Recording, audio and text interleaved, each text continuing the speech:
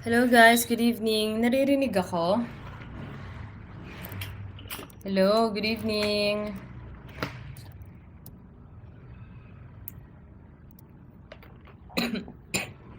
Good evening.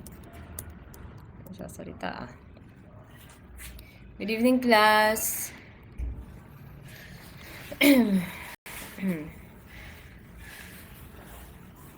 Bear with me inuubo pa kasi si ma'am.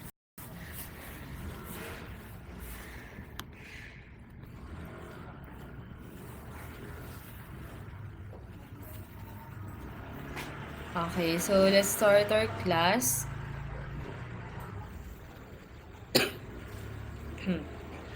Nakita niyo yung PowerPoint presentation? Kita ba? Okay, so start na tayo. Yung mga ginawa niyong activity, bale, kasama din yun sa exam, ha?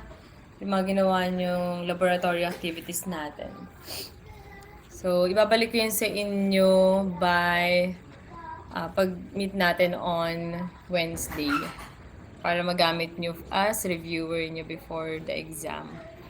So, dito tayo nag-end nung last discussion natin. Tama ba? About X-ray tube. Tama ba? Last discussion natin is about X-ray tube. Okay. So, so meron tayong dalawang type ng anode. We have the rotating anode and the stationary anode. So, yung rotating anode ginagamit natin usually sa mga high capacity na X-ray machine like general X-ray or general radiology. Pag naman stationary anode for dental X-ray imaging system and portable X-ray imaging pag hindi kailangan ng mataas na tube current and power.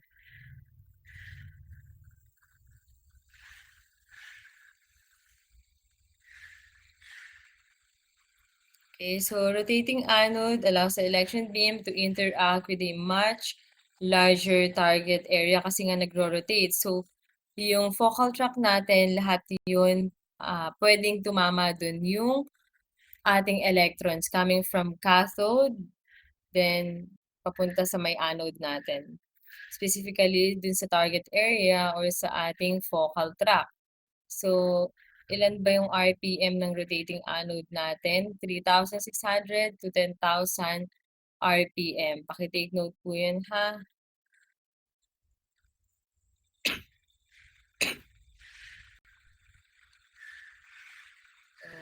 So, most rotating anode natin, ang RPM is 3,400 RPM. Pag sinabing RPM, revolution per minute. Then, high capacity X-ray tube natin is 10,000 RPM. Yung mga higher tube currents na kaya or may capability na mag-expose using shorter exposure times, ang ginagamit natin dyan na anode ay rotating anode, yung may mataas na RPM, the 10,000 RPM.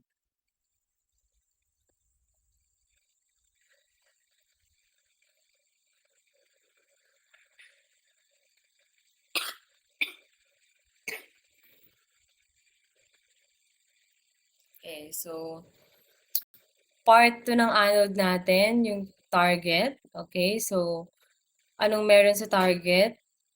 Anong material ng target natin? So, alloying the tungsten with rhenium. Ano ba yung sa filament natin? Ano yung nakahalo sa tungsten na material? Paki-type yung answer sa chat box. Kung dito sa target natin, ang naka-alloy o yung nakahalo sa tungsten ay rhenium, ano naman yung sa ating filament? 'Di ba hindi siya pure tungsten?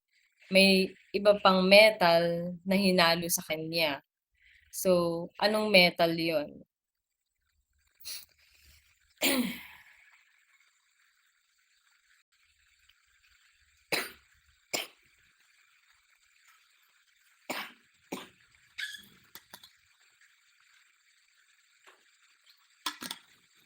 Paki-type po sa ating chat box. Yeah, thorium. Miss President, paki-screenshot or paki-list lahat ng sasagot sa chat box, ha? Okay. Miss President. Okay, meron po yung plus points. Okay, so thorium po kaya yung ating filament ay tinatawag na thoriated tungsten. Okay? Yung target naman natin, ang nakahalo dyan ay rhenium. So, para saan ba yung rhenium? So, it is for added mechanical strength to withstand stresses. Kasi nga, di ba, high speed rotation tayo. 3,400 to 10,000 RPM. And for the effects of high yung paulit-ulit na expansion and contraction because of heating and cooling of the metal. Okay? So, di ba, when you heat the metal, what will happen? Mag-expand siya. Then, pag nag-cool down na yung metal, okay, babalik na siya sa dati niyang size. So, pag hindi po kaya ng metal, okay, yung repetitive expansion and contraction, magkakaroon po tayo ng anode pitting and crack. Okay, so pag meron pong anode and pitting and crack, magkakaroon po tayo ng problem with the X-ray na mapoproduce ng ating X-ray machine. Then for mammographic targets, sa mammography po ang ating target ay made of molybdenum and rhodium. So molybdenum, ang atomic number ng molybdenum ay 42, ang rhodium naman po ay 45. Ma'am, bakit po dalawang material? Magkahalo po ba yan? Hindi po magkahalo yan, hindi po sila alloy. Okay, meron pong mammography machine na molybdenum lang yung target. Meron namang mammography machine na rhodium lang yung target, and merong molybdenum and rhodium. Okay, merong mga mammography machine na dalawa yung target area. So, ma'am, bakit kailangan dalawa or bakit magkaiba pa? Ang molybdenum po, ginagamit for small breast. Ang rhodium naman po, ginagamit for bigger breast. Okay, yung mga mas dense na breast.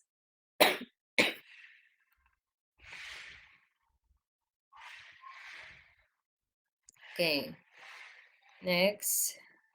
So, anong atomic number? Ang mean metal natin for our target and yung ating filament ay tungsten. Ang atomic number ng tungsten, huwag kakalimutan, 74. So, the material of choice for target. So, ano ba yung reason bakit ang metal of choice natin ay tungsten?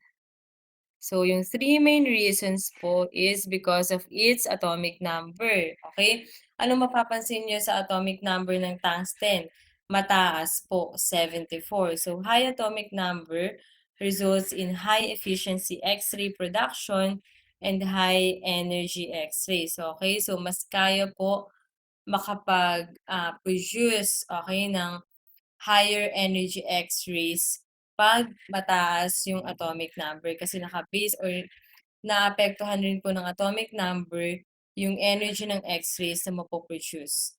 Okay, then thermal conductivity, efficient material for dissipating heat. Hindi lang nag-i-stay yung heat sa isang place, okay, para po makapag-cool down ng maayos yung ating X-ray tube, kailangan po okay yung thermal conductivity niya. Okay? Mas mabilis makakapag-cool down ang ating pong X-ray tube. Then last, high melting point. Hindi po basta-basta nagme-melt ang tungsten. Okay? So, can stand up under high tube current without pitting or bubbling. Yung sinasabi pong pitting or bubbling, pag nag-melt po yung metal. Okay, may part na natatanggal na because of heat, may part na nagka-crack na, or may part na lumulobo because of heat. Okay, so dahil nga po mataas ang atomic number ng ating tungsten, okay, mataas din po yung kanyang melting point. So, ang kanya pong melting point ay 3,410 degrees Celsius. Okay, compared mo sa copper na meron lang 3,000 degrees Celsius na melting point.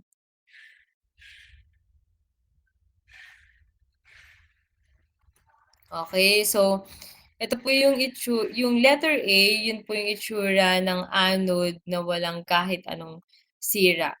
Okay, so comparison of smooth, shiny appearance of rotating anodes when new, yun po yung si letter A.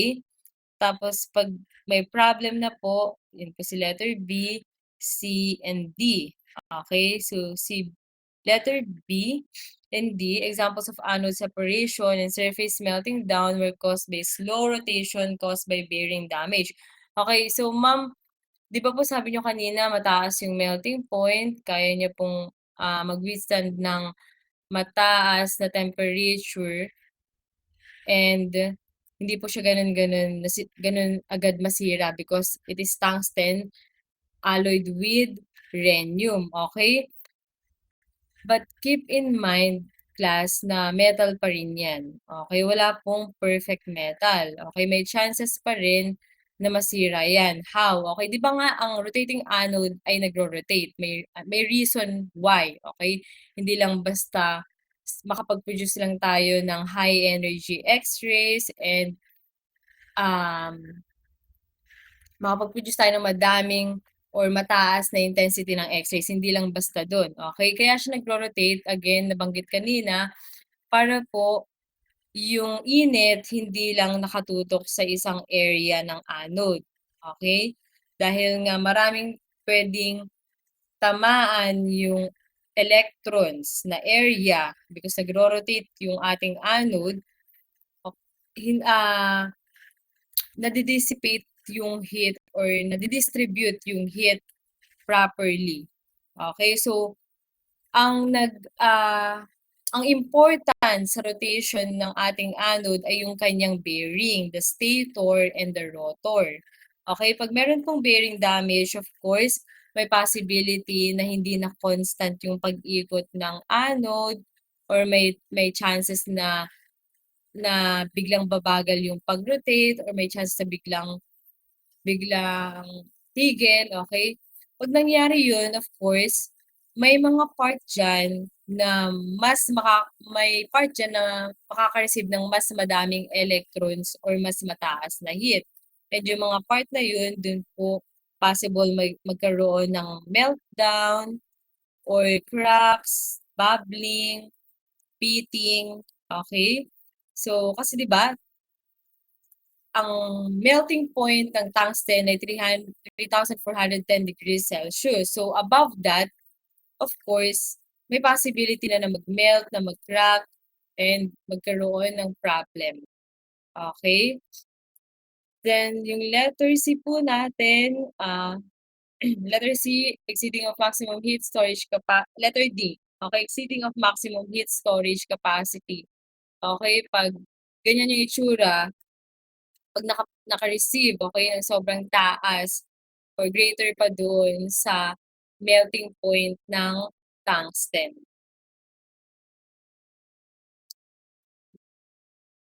Narinig niyo ba yung ulan? Masyado bang maingay? Okey lang ba,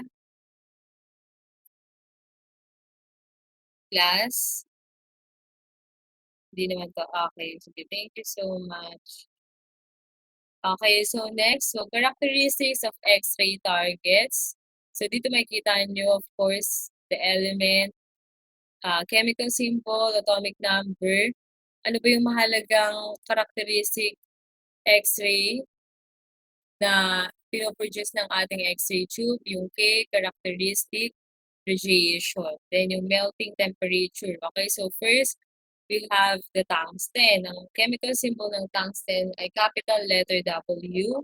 Atomic number, siya yung may pinakamataas na atomic number dyan sa tatlo, 74. Yung X-ray energy, characteristic X-ray energy ng tungsten ay, paki-take note, madalas lumalabas sa exam, 69 kilo electron volt. Yan ang kanyang melting point ay 3,410 degrees Celsius. Sometimes, ang nilalagay lang sa exam ay 3,400 degrees Celsius.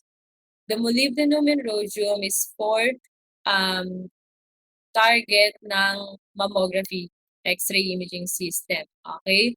So, for molybdenum, chemical symbol, capital letter M and small letter O. Atomic number niya is 42. K characteristic X-ray energy is 19 kilo electron volt. Ang kanya pong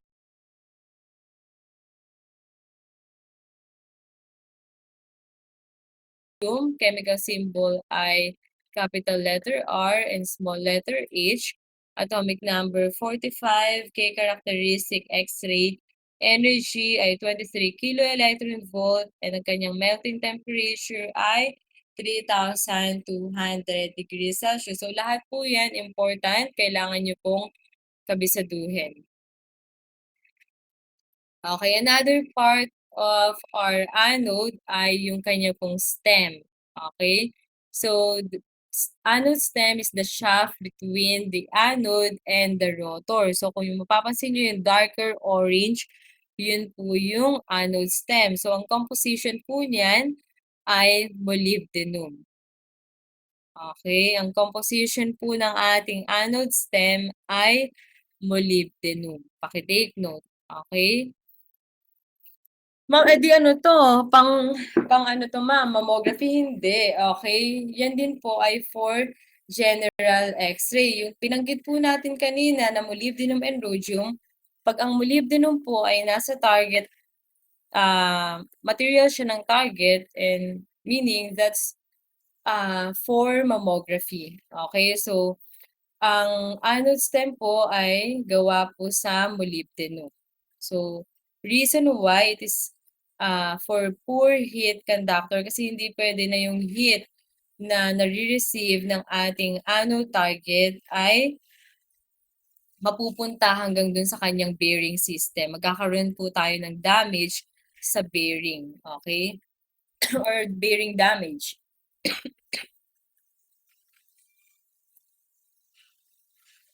Okay, so electromagnetic induction motor. Dito na tayo sa kanyang stator and rotor. Okay? So, used to turn the anode. So, ito po yung tumutulong para po mag-rotate ang ating rotating anode. Okay? So, two principal parts ng ating bearing system ay the stator and rotor. Okay? Pakitignan pong mabuti.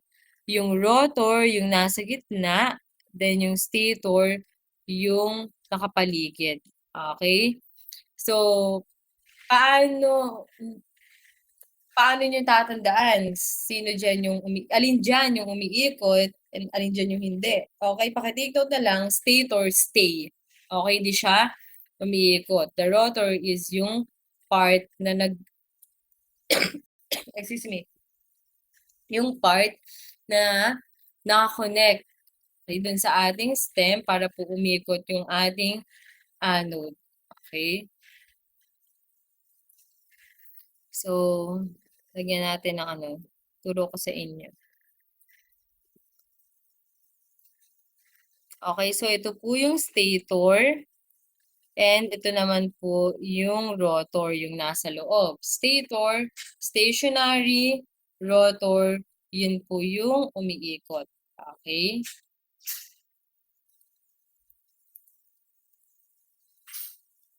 Okay, for a while class.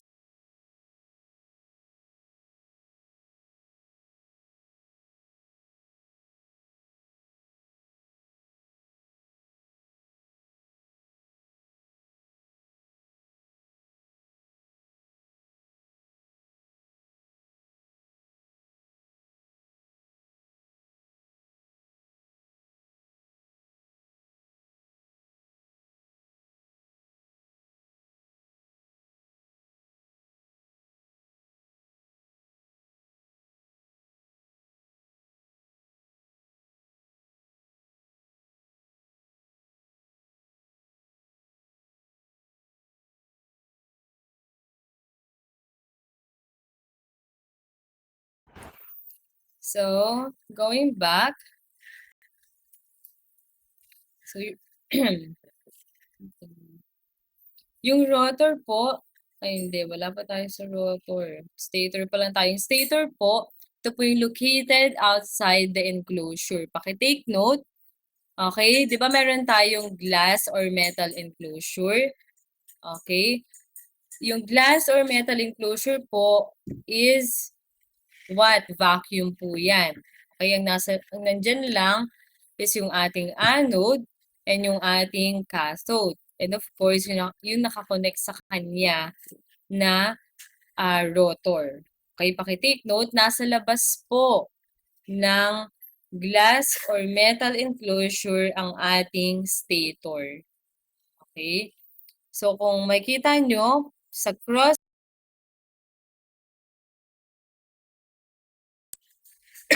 stator and rotor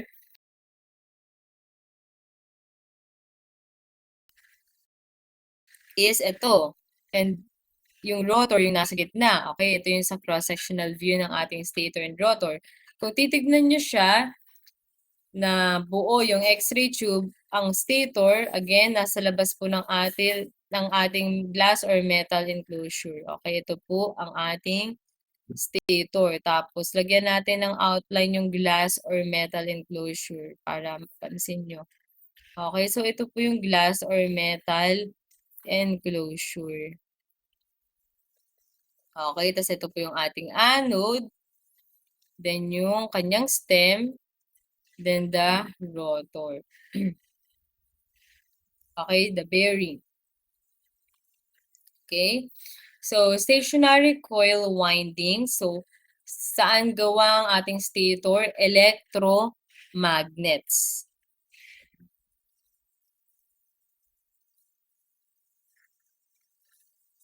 Next, we have the rotor. Ang rotor po located inside the glass envelope. Siya naman po yung rotating part o yung tinatawag nating shaft ng ating anode. Okay? So, yan po yung kasabay na nagro-rotate ng ating anode. So, meron po tayong tinatawag na coast time. Paki-take note po, what is coast time? Lumalabas to sa board exam, ha? Coast time is the time it takes the rotor to rest after use. So, di ba, after nyo mag-expose, may maririnig kayo na umiikot. Sino nakapag-try na ba kayo mag-expose sa laboratory? Na-try nyo na bang mag-expose? Anyone? Hindi pa po. Okay, sige, try natin sa laboratory natin. Okay, paalala nyo ha. Okay, so pag nag-expose kayo, di ba, rotor, then shoot. After nyo mag-expose, maririnig nyo yung X-ray, yung anode, umiikot pa rin. Okay? Then, syempre, titigil yan. Okay? Hindi naman kasi pwede na after mo mag-shoot, kasi di ba, pag nag-rotor ka, iikot yung ating anode, then iinit yung filament, then pag pinindot mo na yung expose, saka lang po pupunta yung electrons dun sa anode target na umiikot. Okay? So, after mo mag-expose, after natin mag-produce ng X-ray, hindi po basta-basta tumitigil ang anode. Okay? It takes time. And yung time na yun ay tinatawag na coast time. Approximately 60 seconds po. 60 seconds.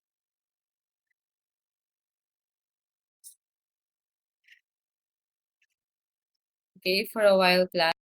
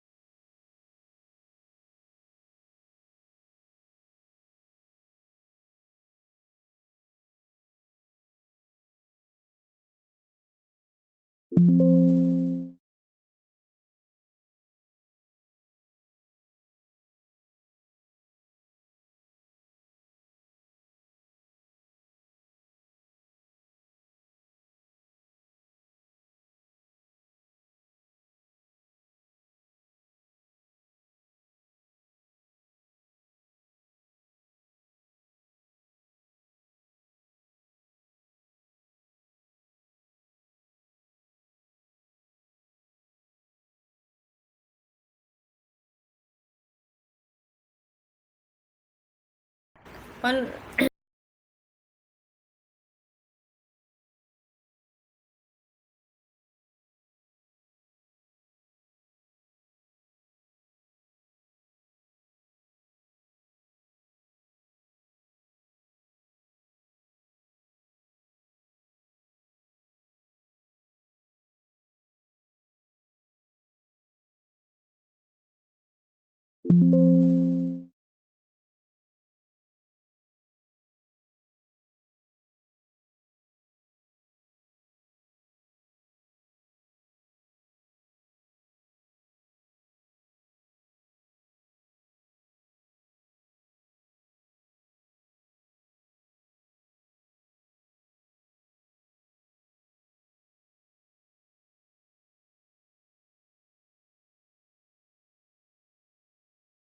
Okay, nakikita pa yung PowerPoint presentation?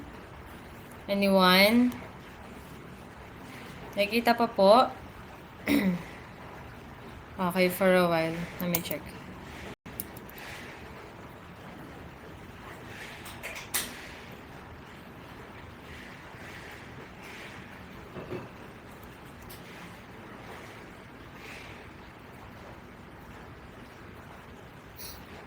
Okay, yan. Okay na? Okay na, class?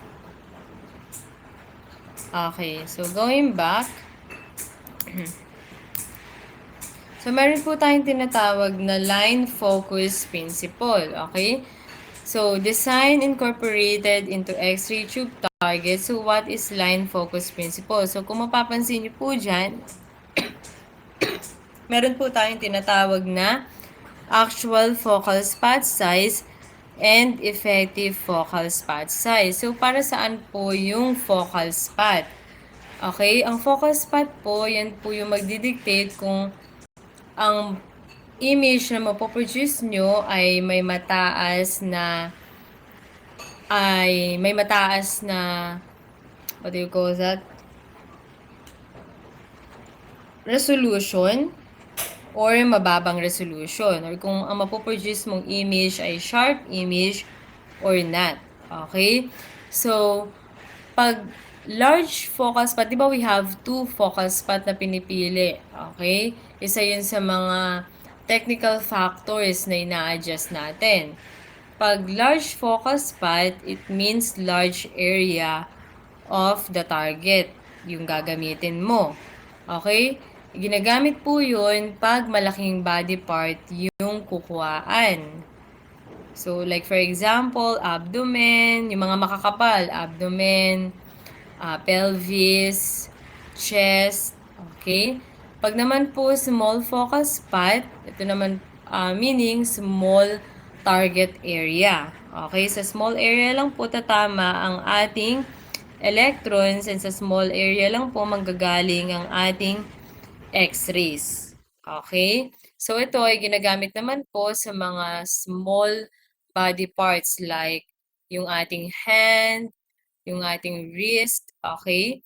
So, anong difference ng dalawa pagdating sa image? Pag po large focus spot, compare, okay? So, compare natin yung dalawa. Pag small focus spot, ito po yung may mataas na spatial resolution. Okay, maganda po yung kanyang spatial resolution compare sa large focal spot. So, mas kaya niya pong magpakita in sharp image yung mga small parts. Okay, kasi 'di ba? Minsan yung mga pag nagpicture kayo, okay? Yung mga small details hindi na ganoon kalilinaw. Pag po yung small focus spot yung ginamit nyo, kahit yung mga small details, kaya niya pong mapakita ng malinaw compared sa large focal spot. Okay? So, we have here the line focus principle. So, bakit ko ba yung nabanggit? Okay, ano bang importance ng large focus spot? Okay? Bakit hindi na lang po small focus spot yung gamitin natin, ma'am? Doon naman po pala tayo makakapag-produce ng high spatial resolution na important sa ating X-ray image. Ang importance po ng large focus spot, yung mape-prevent natin yung anode crack, anode pitting, yung mga possible maging problem 'pag yung heat ay nasa maliit na area lang ng ating X-ray tube anode. Okay? So, yung large focus spot, of course, large target area, malaki po yung area kung saan mag-i-interact yung ating electrons and yung heat. Okay? So yun guys. So, gets nyo na. So, kung mapapansin nyo dito, we have here the actual focus spot size and the effective focus spot size. Okay? Ang atin pong anode target ay naka-angle. Okay? Hindi po ginawa ang ating anode na ang itsura niya ay okay, kung saan tatama yung ating X-ray, ang itsura niya ay parang rectangle lang. Okay? Sorry, yung pangit ng drawing ko. Okay, ulit.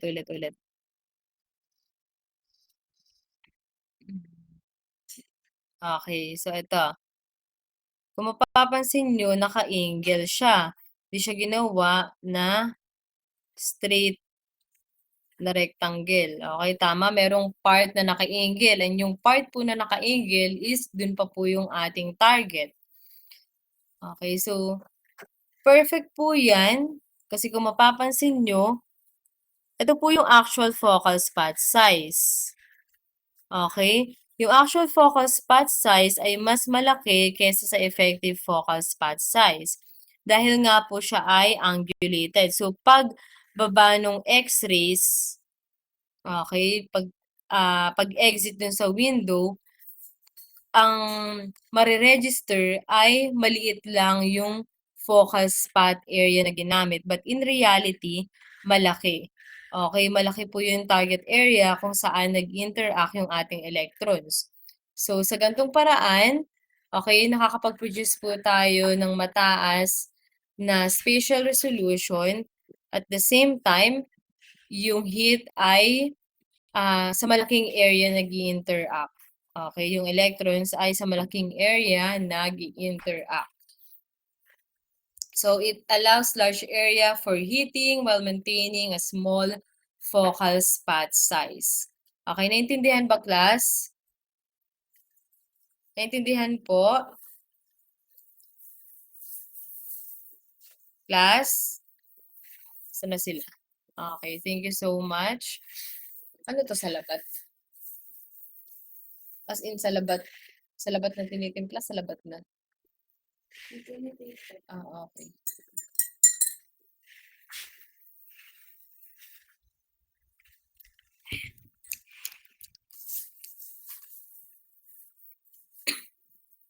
Okay, next.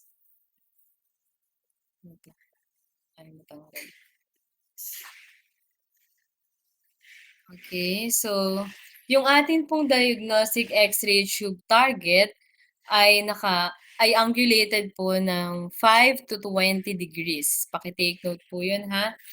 5 to 20 degrees. So radiation field coverage increases with increasing target angle. So habang tumataas po yung target angle, okay, like umabot na ng 20 degrees, mas malaki po yung coverage. Okay, ng ating, what we call that, kung saan napoproduce yung ating X-rays. Paki-take note po yun. So, result ng line focus principle. So, yung effective focus spot po ay much smaller, kung mapapansin nyo, than the actual focus spot. So, again, yun po yung importance ng line focus principle. Okay, kung bakit po angulated ang ating X-ray tube target. Okay, ilan ulit yung angulation natin? Paki-chat po sa chat box kung ilan po yung range na or yung value ng angulation po ng ating X-ray tube for general X-ray imaging system. Pakibigay po yung range, paki-chat sa chat box.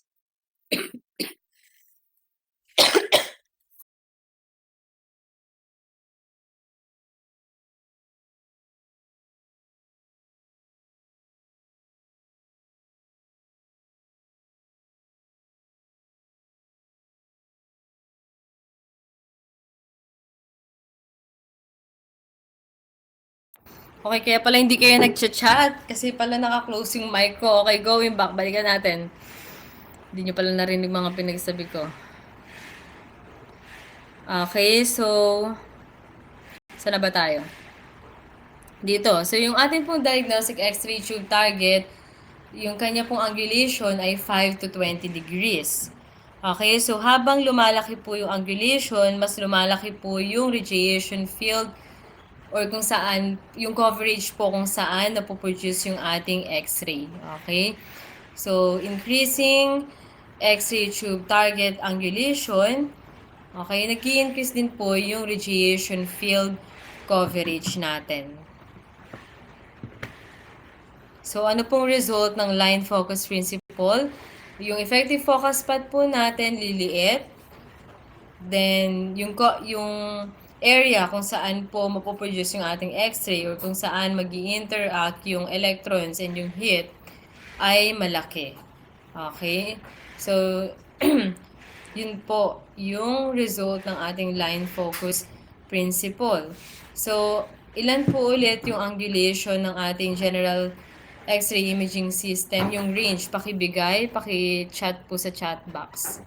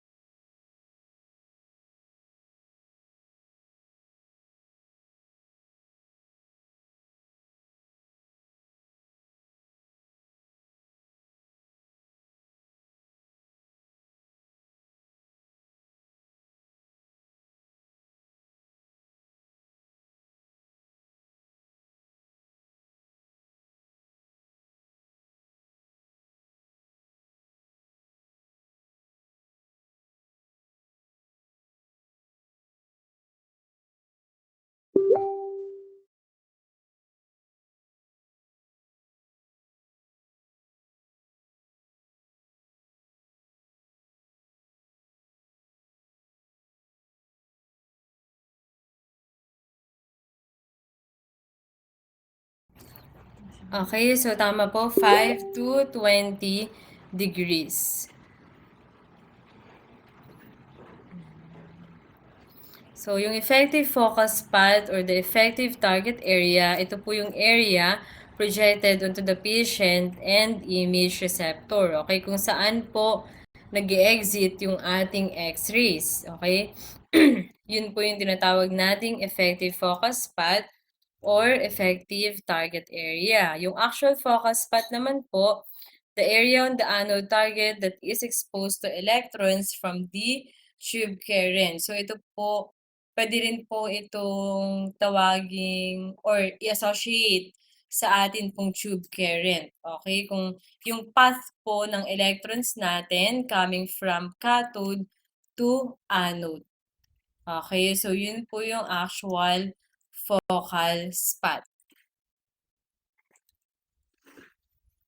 Okay, so here another visualization of line focus principle. We have here the actual focal spot size. Okay, kung mapapansin nyo, mas malaki siya compared sa effective focal spot size.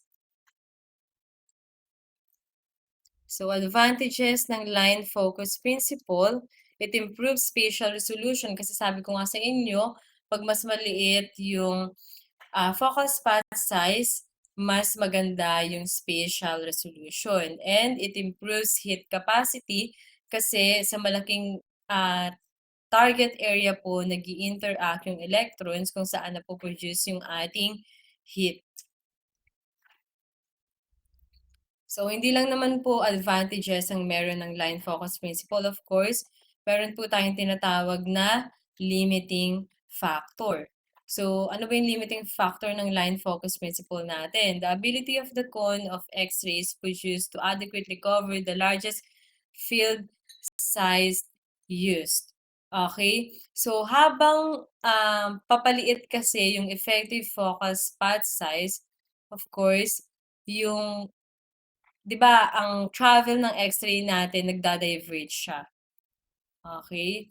So kung malaki yung need na coverage ng ating X-ray, tapos yung effective focal spot natin ay hindi ganoon kalaki, okay, because of the angulation, of course, malilimit yung, coverage natin.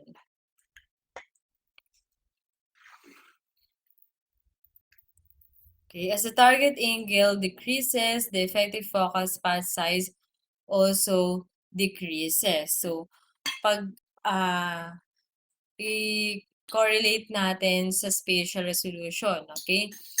When you decrease the target angle, of course, the effective focus path will also decrease. What will happen to your spatial resolution? The spatial resolution will improve. Okay, kasi mas maganda ang spatial resolution pag mas maliit yung focal spot size. Specifically, what focal spot size? Effective focal spot size. So, ito po. So, radiation field coverage increases pag in-increase mo yung target angle. But the effective focal spot size will also increase. Spatial resolution, liliit po. Yung Hill effect naman po ay magdi-decrease. Ma'am, ano po yung Hill effect? Okay? So, yung Hill effect po, discuss na rin natin. But I think meron tong sariling slide. Okay. 'Di ba sabi ko sa inyo na ang X-ray ay napo-produce isotropically. So meaning in all directions. Okay, kaya po important yung cover ng ating X-ray tube kasi ina-absorb nito yung mga X-rays na hindi po sa window mag-e-exit. Okay, so dito magdo-drawing ako tapos.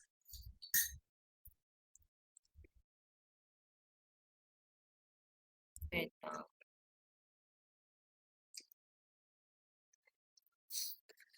Okay, 'di ba 'pag nag-produce ng X-ray for example, dito tumama, okay, yung ating mga electrons ta's na-produce yung nag-produce diyan na-produce yung X-ray, okay. So, in all directions po mapo-produce.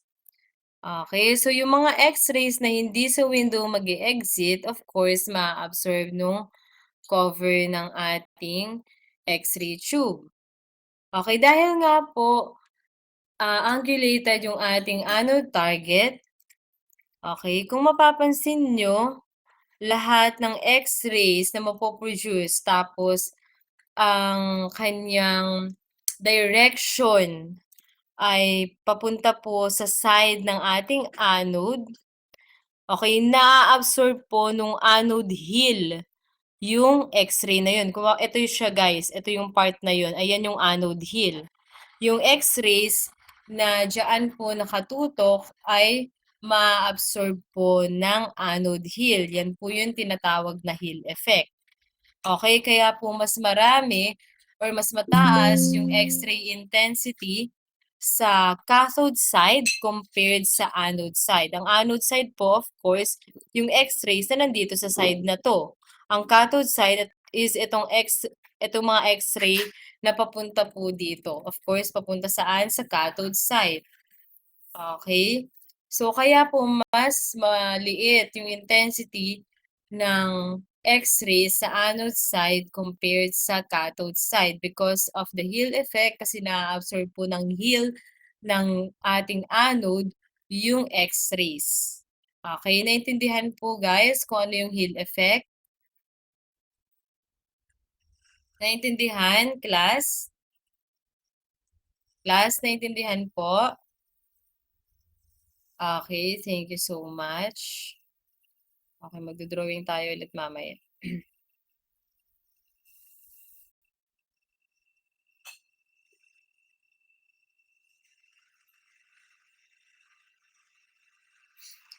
Okay, so balik tayo dito sa ating table, okay? 'Pag in-increase mo po yung ating anode target angle, what will happen to the radiation field coverage? Mag-i-increase din. But the effective focus path, okay, will also increase, but the spatial resolution, bababa po. Yung Hill effect, positive po. Positive po na yung Hill effect ay magde-decrease. Meaning, mababawasan po yung X-rays na maa-absorb ng Hill nung ating anode. So, tataas po yung intensity o hindi po ganun mababawasan yung intensity ng X-rays sa anode side. Okay? 'Pag naman po niliitan mo, okay, yung target angle natin, what will happen to radiation field coverage? Magde-decrease. Effective focus path size magde-decrease, which is good. Yung spatial resolution po mag-i-improve. But the Hill effect will increase. So, ma'am, paano po iyon? Okay, ganito guys, kung paano nangyayari yun. Bakit nagde-decrease yung Hill effect pag mataas yung anode target angle, tapos nag-i-increase pag mababa yung anode target angle.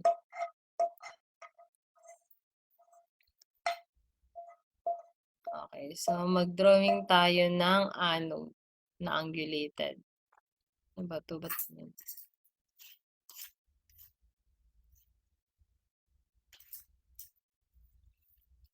Mhm.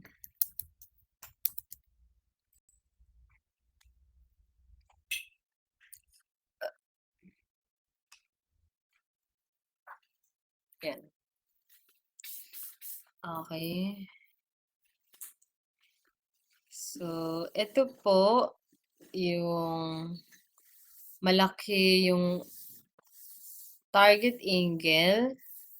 Then, itong isa naman ay may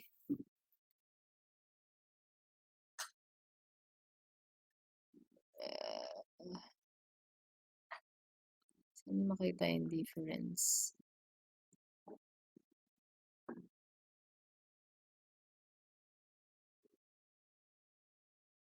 Okay. Maliit na anode target angle. Okay.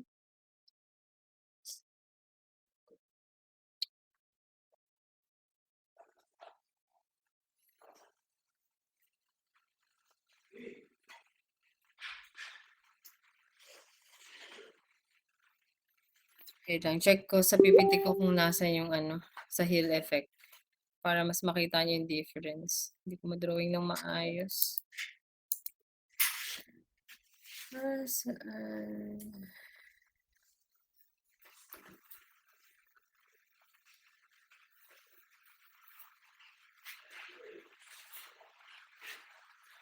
Wala.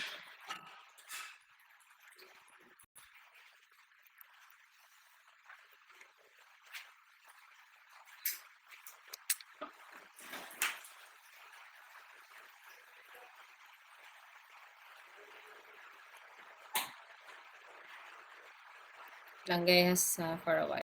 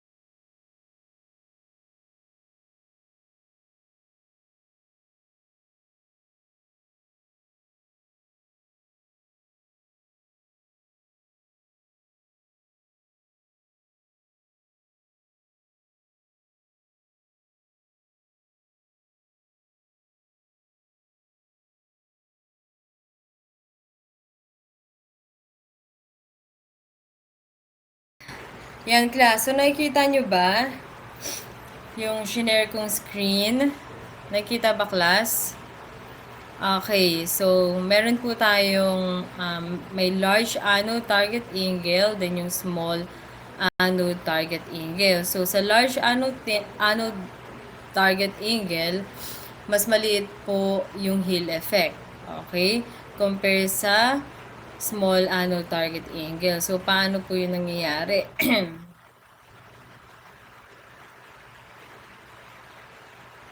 Okay, sabi ko nga sa inyo, pag na-produce po yung X-rays, isotropically, so in all directions. Okay? So, focus tayo dun sa X-ray na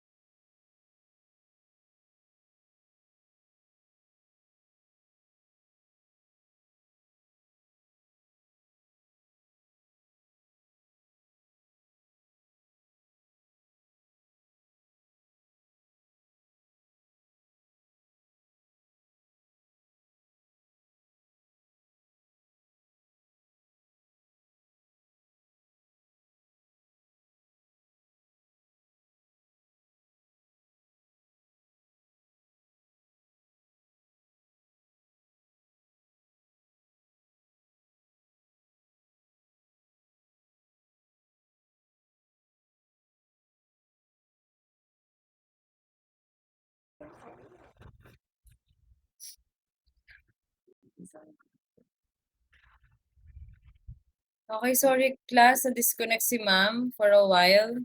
Share lang ako ulit ng screen.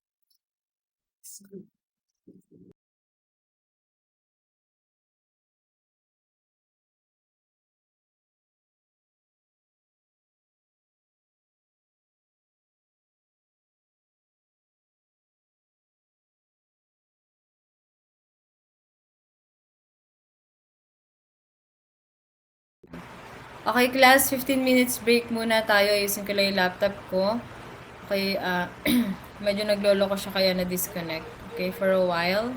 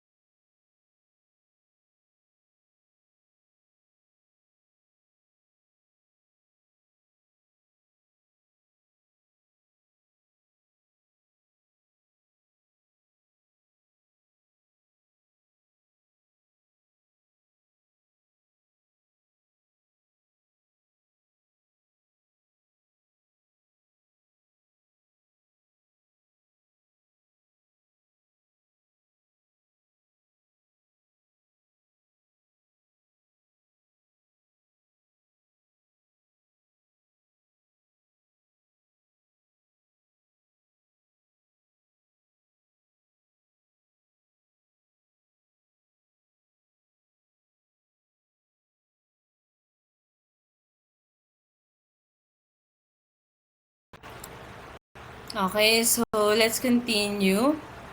So again, yung X-ray po napoproduce isotropically, so in all directions. Ang important lang sa atin ngayon is yung X-rays na sa window mag-exit.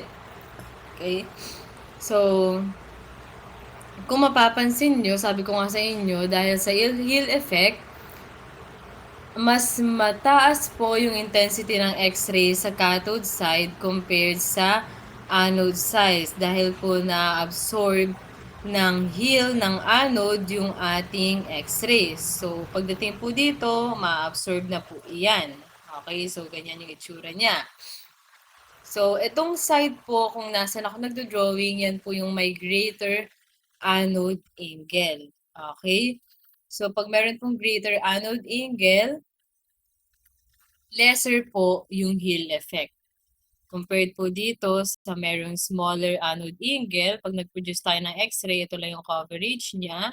Again, mas mataas po yung intensity sa cathode side. And pagdating dito sa anode side, mas pronounced po yung Hill effect. So, mas mababa yung intensity ng X-rays lalo because of the smaller anode angle Hill effect. Okay, so naiintindihan? Napansin nyo yung difference, guys? Okay? Napansin? Naintindihan? So, pag greater anode angle, then of course, mas malaki yung coverage ng ating X-ray. Kasi kung mapapansin nyo sa divergence ng ating X-ray, mas malaki itong nasa greater anode angle compared sa smaller anode angle.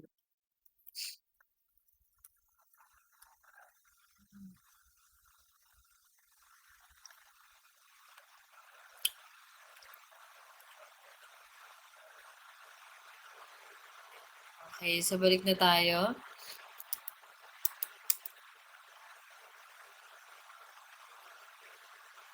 Okay. So, again, when you increase the target angle, the radiation field coverage or the divergence of the X-ray travel will increase.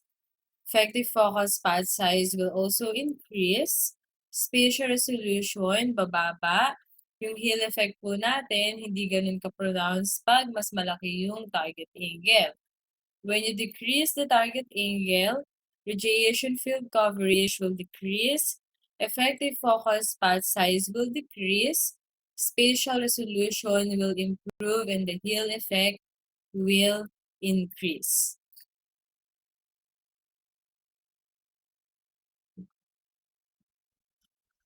Okay, so please take note, small focus path, yun po yung need natin to produce sharp image or yung may mataas na spatial resolution. Ang large focus path naman po ginagamit natin pag kailangan natin ng high heat loading. Lalo na pag mag-i-input tayo or ang gagamitin nating technical factor specifically sa MAS is mataas na MAS.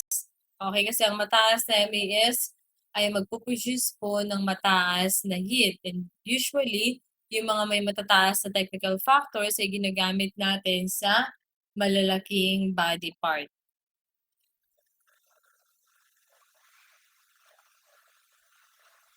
So, anode Hill effect is the consequence of line focus principle. So, absorption of X-rays in the hill of the target. So, ito po yung diniscuss natin kanina. So, kung mapapansin niyo po dito sa drawing, mas mababa po yung intensity or mas maliit po yung intensity ng X-rays sa anode side compared sa cathode side.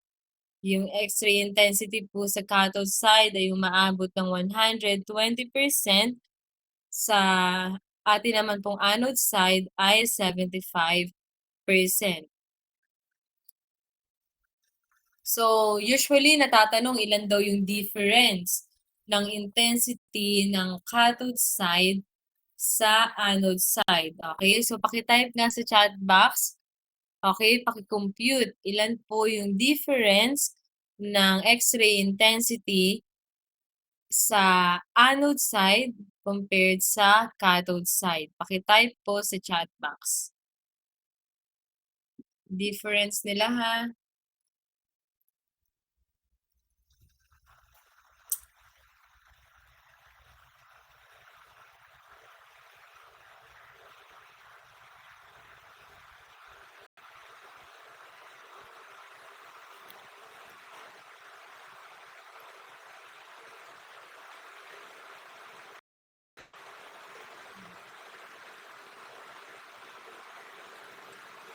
Paki-chat po sa chatbox class, hintayin ko. Difference po ng X-ray intensity, maximum X-ray intensity sa cathode side, between cathode side and anode side.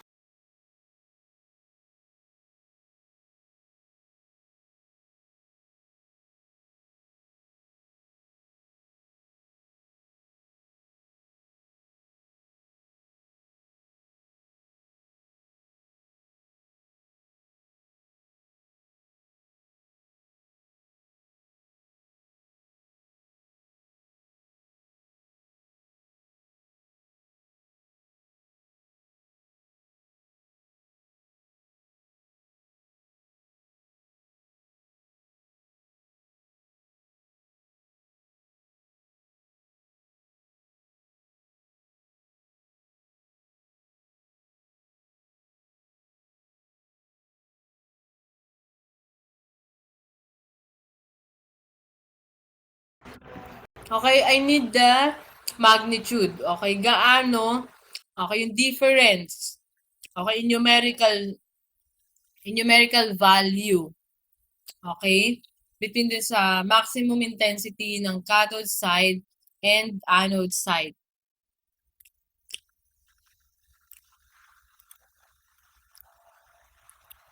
Okay, so meron na nakasagot. 45% po. 45% higher po yung ating cathode side. Okay?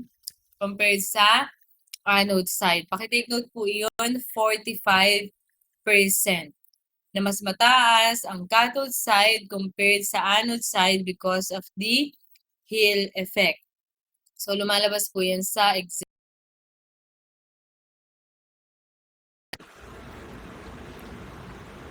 Okay, so the smaller the anode angle, the larger the Hill effect.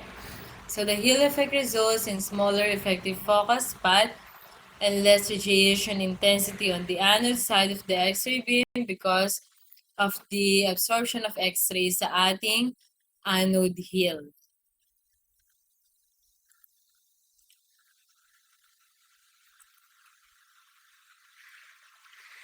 So, ganyan po yung itsura if the drawing, okay, yung Hill effect. Okay, yung intensity or yung coverage ng X-ray sa cathode side and sa anode side. So, when you increase the target angle, the radiation field coverage will increase again. Effective focus path size will also increase. Spatial resolution will be poor. And yung Hill effect ay hindi ganun ka-pronounce. When you decrease the target angle, the radiation field coverage will decrease. Effective focus path size will decrease. Tataas po ang ating spatial resolution. Hill effect will also increase. So, anode Hill effect between anode side and cathode side. Yung X-ray intensity po sa anode side because of the anode Hill effect will decrease. Okay, so maganda po nang itapat sa anode side ay mga thin structure. Kaya nga po 'di ba meron tayong tinatawag na fat cut. Okay, ita-type ko sa chat box ha. Meron po tayong tinatawag na fat cut.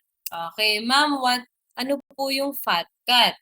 Okay, yung fat part ay sa cathode side dapat nakatapat. Okay, so for example, nag-x-ray ka ng abdomen. Okay?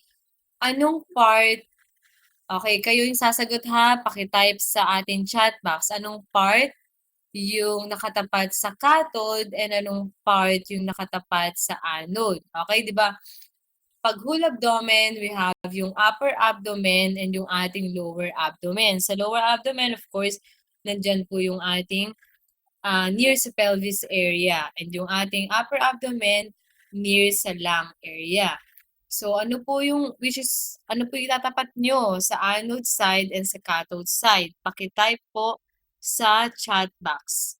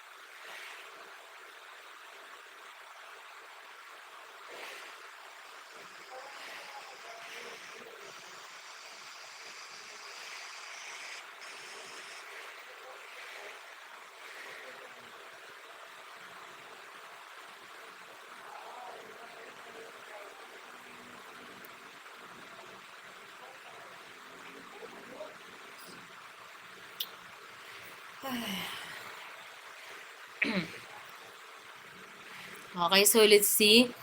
Lower area sa cathode, upper abdomen sa anode. So, according to Marcello. Okay, nulas ko naman, cathode, upper abdomen, anode, lower abdomen. Dizon, anode side, upper abdomen, cathode, lower abdomen. Cathode, lower abdomen.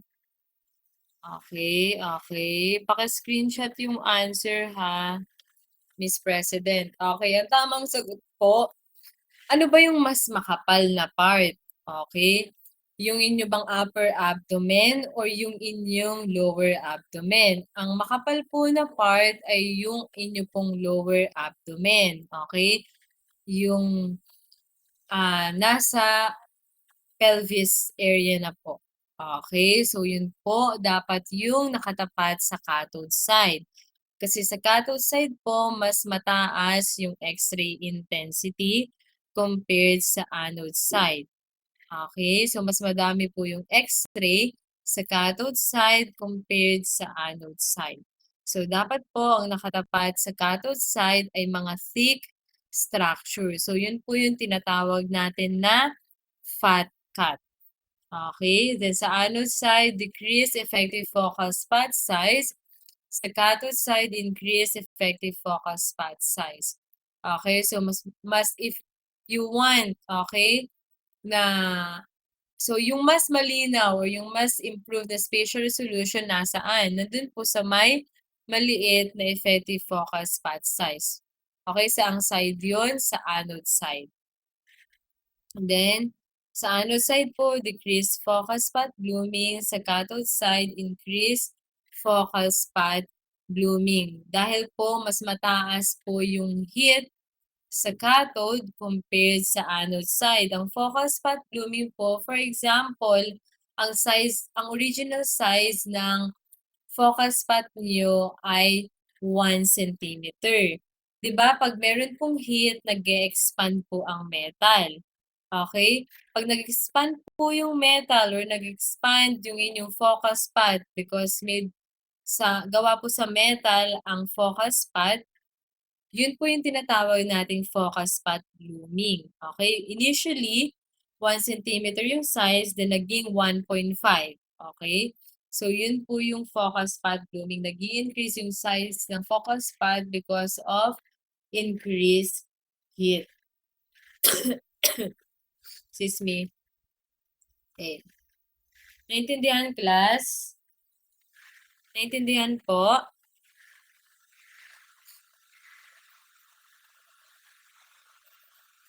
Okay, next.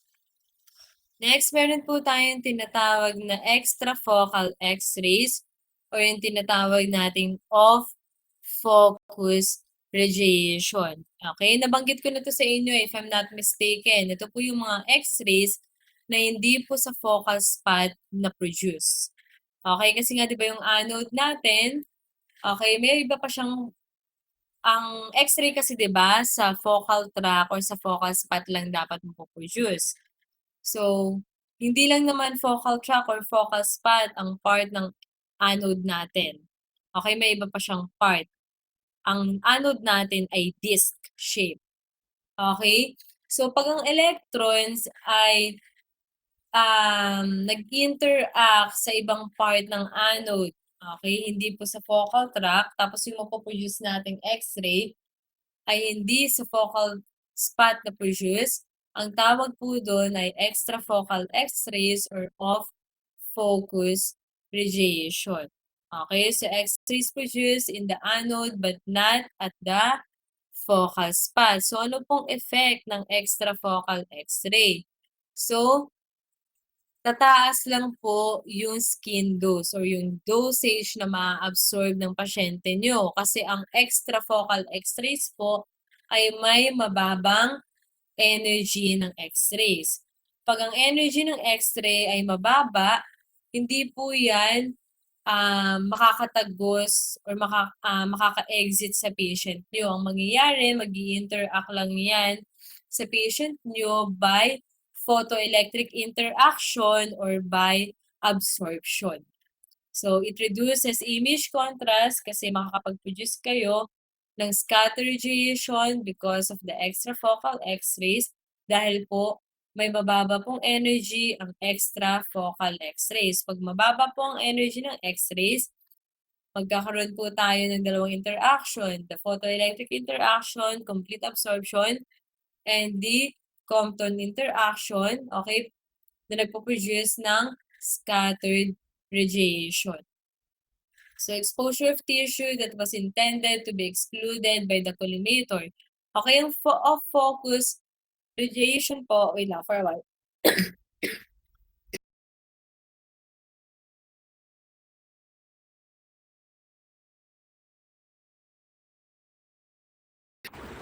Okay, class. So, ang off-focus radiation po, okay, napoproduce nga siya outside the focal tract. So, in short, okay, wala siya doon sa proper X-ray beam natin.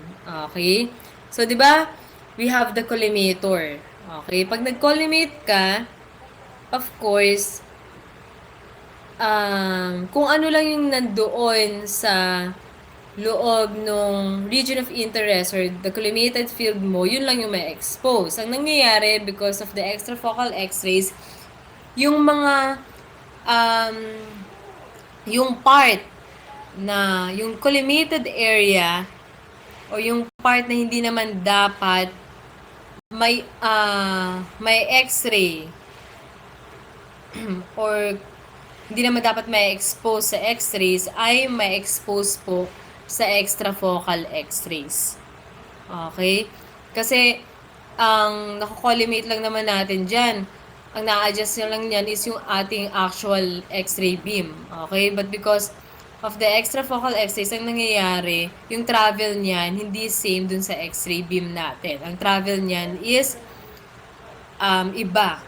Okay? Doon sa divergence ng X-ray. So, ang nangyayari, nag-e-exit siya sa collimator natin, tapos tama siya dun sa area kung saan hindi naman dapat may expose ng X-rays. Okay?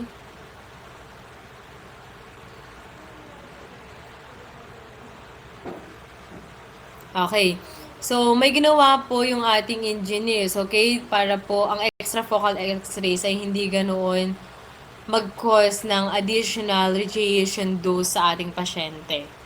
Okay, kasi hindi naman natin na ma-manipulate yung yung extrafocal X-rays na mapoproduce. So, ang ginawa ay geometric solution. Okay? So, designing a fixed diaphragm in the tube housing near the window of the X-ray tube. So, fixed diaphragm is a type of collimator. Okay? So, and of course, we have the metal enclosure X-ray. The metal enclosure ng X-ray tube natin, ina-absorb niya po yung mga X-rays na hindi po sa window nag-e-exit. So, isa po sa mga X-rays na hindi sa window nag-e-exit ay ang extrafocal X-rays. Ang mag-absorb doon ay ang ating metal enclosure. Okay? Then, because of the fixed diaphragm, hindi na po nakakapag-travel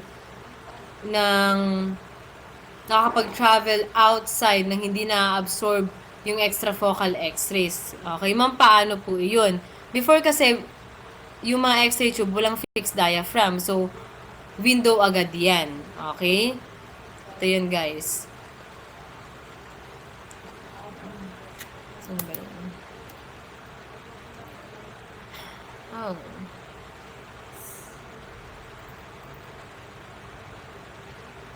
Ay, ba't ganun? Ano ba tayo?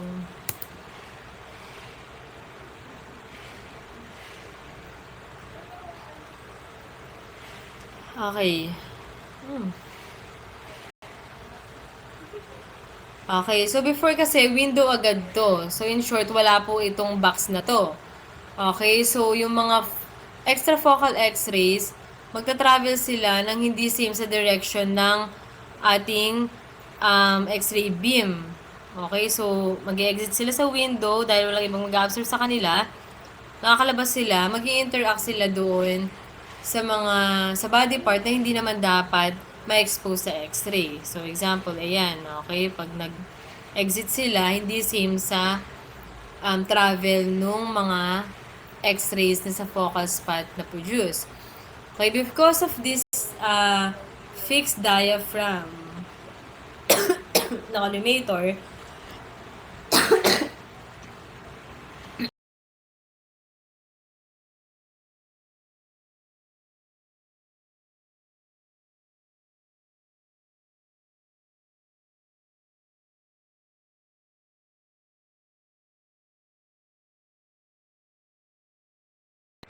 okay, sorry sis. Okay, so because of this fixed diaphragm na collimator, ang nangyayari, kung mapapansin nyo, hindi na po makaka-exit ang ating extrafocal x-rays. Ma-absorb na rin siya ng collimator na to. Okay, so naintindihan, yun po yung naging solution for the extrafocal x-rays or off-focus radiation.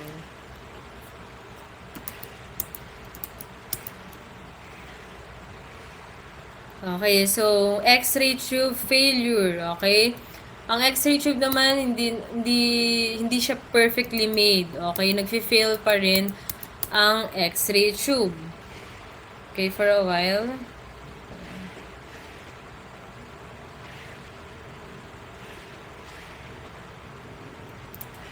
Okay, so tuwing kailan, ano po yung nagiging cause ng pag-fail or pagkasira ng ating X-ray tube? Okay? Nasisira po ang ating X-ray tube because of excessive heat. Okay, because of excessive heat. Okay, pag nagpo-produce ka ng sobrang taas na heat. Okay? So, okay, baliktad tong nandito ha. Okay, baliktad tong nasa graph natin. Okay, increase by tsaka decrease by. Pagpalitin. Okay. Pagpalitin nyo guys ha. Okay, dun sa mga nag-screenshot, pagpalitin po. Okay, so tumataas, mas nag-fail po ang ating X-ray tube pag nakapag-produce po or nag-produce ng ating X-ray tube ng excessive heat. Okay, so ma'am, tuwing kailan po napoproduce yung excessive heat? Pag gumamit ka ng technical factors na matataas. Okay, pag yung ginamit mong technical factors ay more than dun sa kaya or dapat gamitin sa isang specific body part or sa yung kaya ng inyong X-ray imaging system. Okay? So, ang gamitin lang po na technical factors is yung indicated and yung proper. And pag gumamit ka po ng faster image receptor, kasi pag gumamit ka ng mabilis sa mga image receptor, mag-a-adjust ka ngayon ng technical factors. Ang gagamitin mo ngayon technical factors ay yung mababang technical factors kasi nga po mabilis na yung inyong image receptor.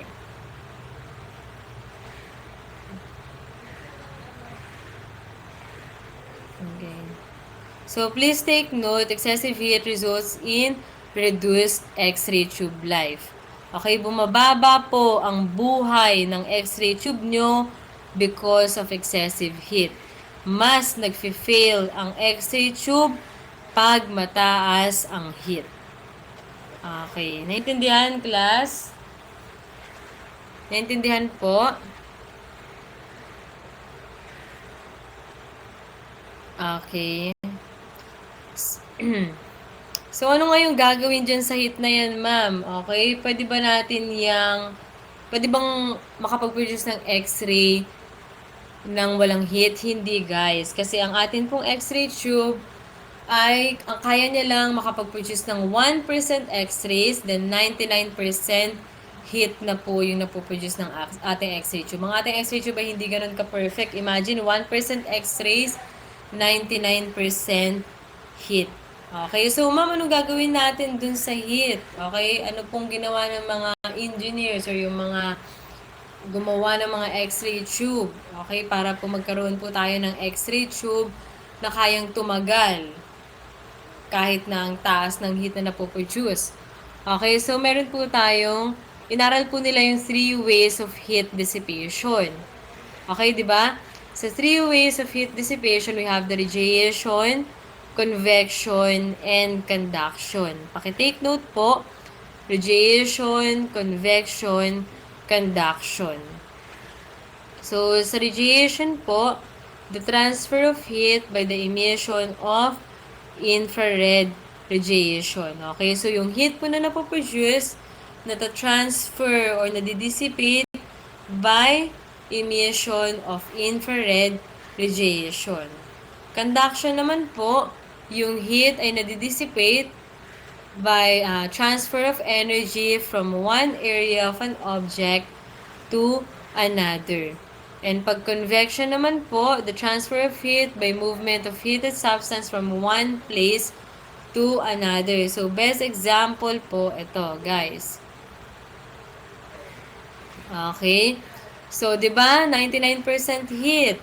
Okay? So, yung tatlo pong 'yun gumagana po sa ating X-ray tube. Nade-dissipate po yung heat by radiation, convection, and conduction. Okay, radiation. Okay, nagpo-produce po ng infrared radiation ng ating X-ray tube. Pag nakita nyo po yung X-ray tube na yan, without the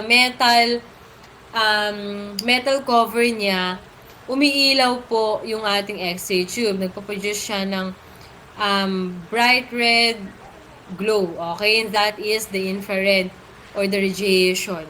Okay? And of course, ipoproduce naman talaga ng radiation ng ating X-ray tube, and that is X-ray.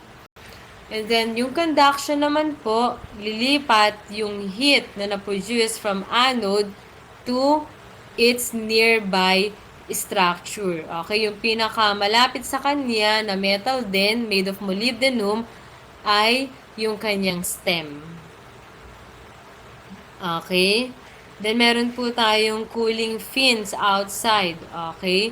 Yung cooling fins na yun, fins, ine-help hine-help niya rin po na mabawasan yung heat by convection. Okay, naiintindihan guys?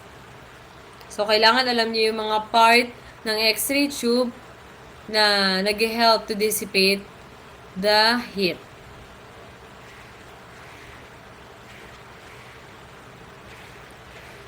Ito. So, maximum radiographic technique should never be applied to a cold anode. So, ano bang nangyayari pag naglagay ka ng sobrang init na water sa sobrang lamig na baso? Okay, paki-type po sa chat box what will happen to a glass na sobrang lamig na glass tapos nilagyan mo ng sobrang init na tubig. Okay, paki-type po sa chat box.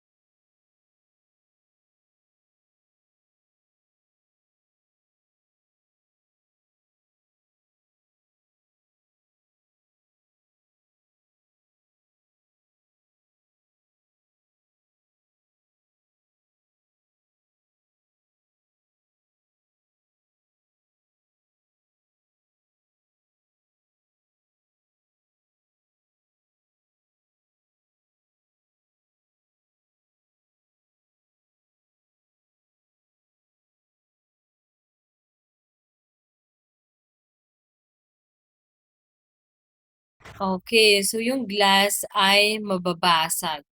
Okay, so ganun din po yung mangyayari sa ating X-ray tube. Magkakaroon po ng crack yung ating X-ray tube pag ang ginawa mo, apply ka agad ng technical factors na sobrang taas. Kaya nga po 'di ba, ang ating mga machine, wina-warm up muna natin. Paano tayo nagwa-warm up?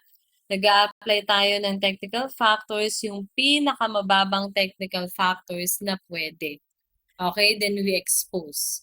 Okay, nag-warm up tayo ng CT scan, nag-warm up tayo ng X-ray, general X-ray machine, nag-warm up tayo ng ating mammography machine, and ng iba pang machine. Okay? So, causes of tube failure. So, a single excessive exposure will cause pitting and cracking.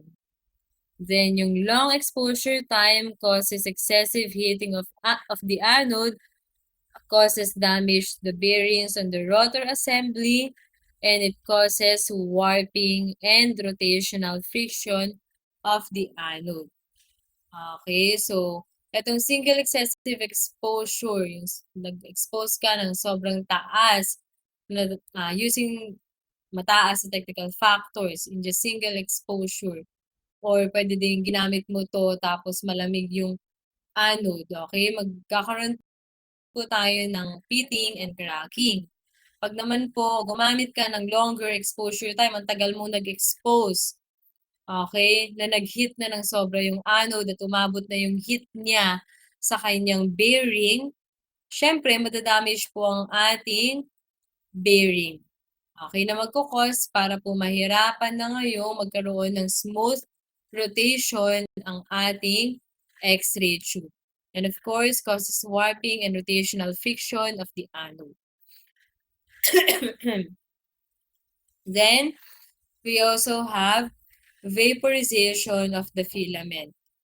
Okay, so causes tungsten to coat the glass metal enclosure and causes arcing. Okay, pag yung atin pong filament ay, what do you call that? May part po sa kanya na nag-vaporize na because of the heat.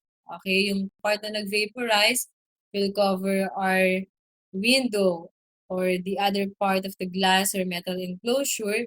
Ang mangyayari, bababa po ngayon yung X-ray energy, yung mga X-rays na mag-e-exit sa ating window. Kasi yung ibang part ng energy ay ma-absorb na ng vaporized filament na na-cover doon sa ating glass or metal enclosure. And that is arcing. Okay, so the most frequent cause of abrupt tube failure is electron arcing from the filament to the enclosure because of vaporized tungsten. Kasi ang mangyayari, magkakaroon din po ng, ang tawag dito, magkakaroon din po ng charge yung ating glass or metal enclosure because of the vaporized filament covering our glass or metal enclosure. Ang mangyayari, magiging attracted po doon ang ating electrons, and that will cause abrupt tube failure. Okay, pakitake note po, the most frequent cause of abrupt tube failure is electron arcing. Okay, so yun lang for tonight, yung ating discussion. Meron ba kayong question? Paki-type sa chat box if you have question. Nabigay ko na ba yung copy ng PowerPoint presentation ko sa inyo? None. Okay, wala pa akong nabibigay. Okay, sige. Wala ba kayong tanong? Yun ba yung sagot ng none? Okay. Okay, guys. So, yung mga may tanong, paki-chat sa chat box. Tapos, yung PPT, i-email ko sa inyong president. Okay. Last lesson lang po yung na-send. Kung may quiz po ba sa Wednesday. Okay? So, meron po tayong quiz sa Wednesday. Lahat po ng pina-advance read ko sa inyo ay kasama sa quiz, and lahat po ng na-discuss ko ay kasama sa quiz. Again, lahat ng na-discuss kasama sa quiz, and lahat ng pina-advance reading ko ay kasama sa quiz. Of course, mas madami yung item ng naturo ko. Ilang items? 50 items.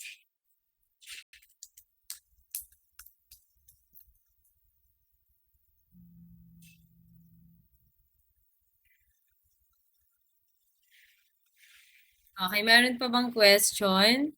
Okay, yung mga nag-recite, pasend na lang sa akin, Miss President. Okay, thank you so much. Pwede na kayong mag-exit sa ating ano ba tawag dito? Sa ating online, ano ba to? Class in. Okay. Okay, sige. Thank you so much, Miss Bringino. Identification po ba lahat, ma'am? Identification, enumeration, and essay. Identification, enumeration, and essay. Same question po kay Romel. Nasaan yung kay Romel? Ayan, nasagot ko naman.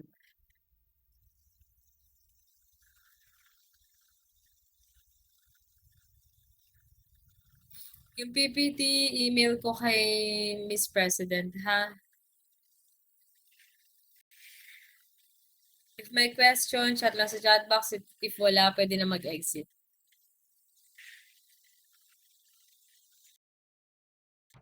Essay po about sa na-topic niyo po ngayon. Yes. Yung essay sa naturo ko. Okay? So, yung mga hindi ko naturo, siguro more on enumeration and identification. Okay, sure, pwede naman. Okay. Message na lang kita.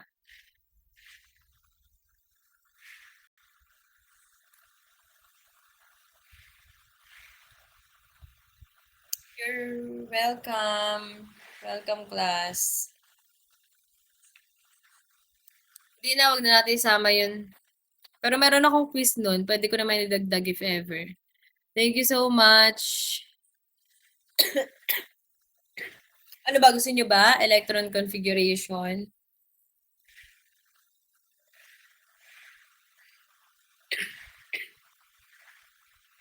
Okay, sige. Okay, wag na natin isama yung electron configuration. But I hope na-review nyo. Okay, for ano naman, para naman yun sa inyo. If ever na-review nyo. Okay, you're welcome. Thank you so much then.